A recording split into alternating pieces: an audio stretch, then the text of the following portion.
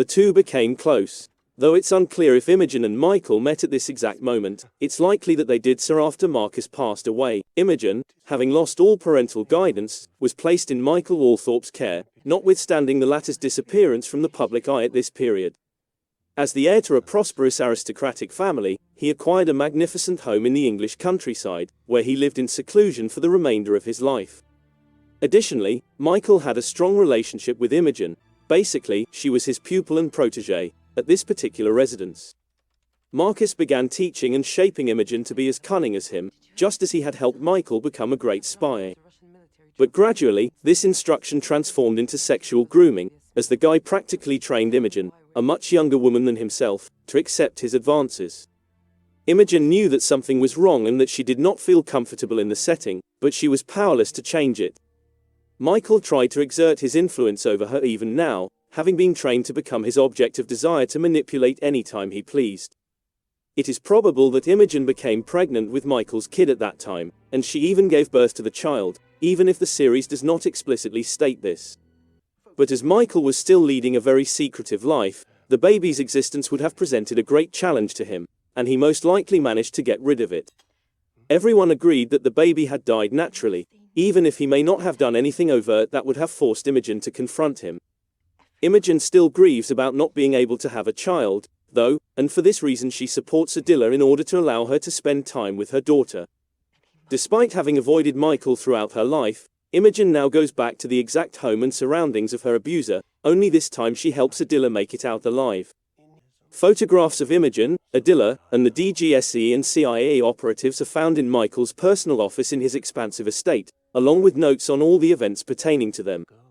This indicated that Michael had been closely monitoring the particular mission, which at first glance appeared to be of personal significance to him. But Imagin also discovers some torn pieces of paper on the ground that appear to have been thrown out hastily. The papers are in Russian and mention the Jinn of al-Raqqa. A copy of the Kitab al-Bulhan, which contains quotes from the many jinns symbolizing the 7 days of the week, is also included in his files. Ultimately, it is evident that Michael had a significant role in the planning of the entire terrorist act. Imagin confronts the guy about the same issue, and he does not refute his involvement either. It is then that Imagin learns that the terrorist assault was actually FSB planned. The Russian Federal Security Service, FSB, desired to exact revenge on its long-standing adversaries in the United States of America, but they also desired to shift the blame. This was the reason behind the reactivation of the ISIS sleeper cell and the preparation of a biological strike using a radioactive bomb, both of which were funded by Russia. However, the FSB required outside assistance in this area, and that's where Michael Althorpe stepped in, as an ex-MI6 agent with a great deal of authority and influence. Like his own mentor and advisor Marcus Seabright, Michael was a double agent who collaborated closely with the Russian Federal Security Service. Michael also discusses why he thinks the world is going toward tremendous bloodshed and catastrophe, which is the reason he supports this planned terrorist operation. In the event that the planned bombing on the US East Coast goes through, the nation would undoubtedly strike ISIS and invade nations where the terrorist group is in control as payback.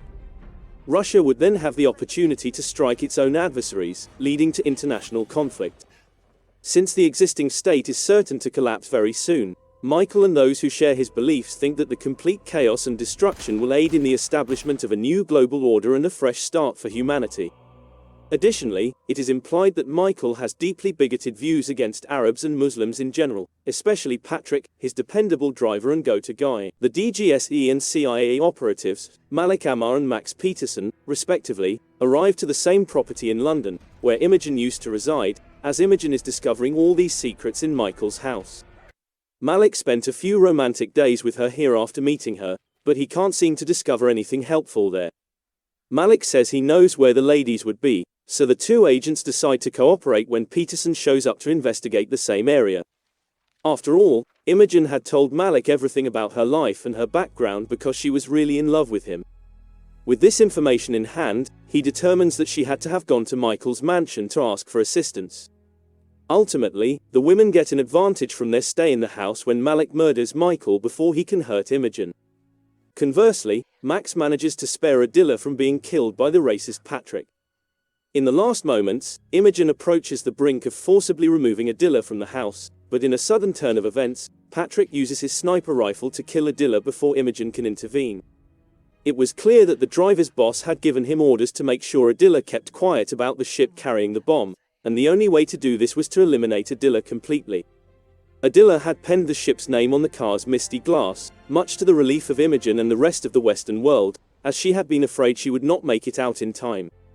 Adila's character is also saved by her move, since she decides to prevent the terrorist attack even though she was initially going to use her phone to explode the bomb, the final stage in the plot.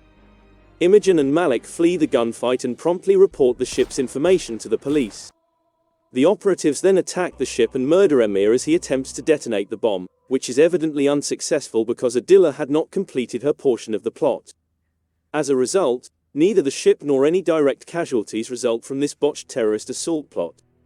Even though Adila loses her life in the process, Imagin honors her pledge and makes sure Yasmina and Noor go safely to Canada, where they will make their permanent home.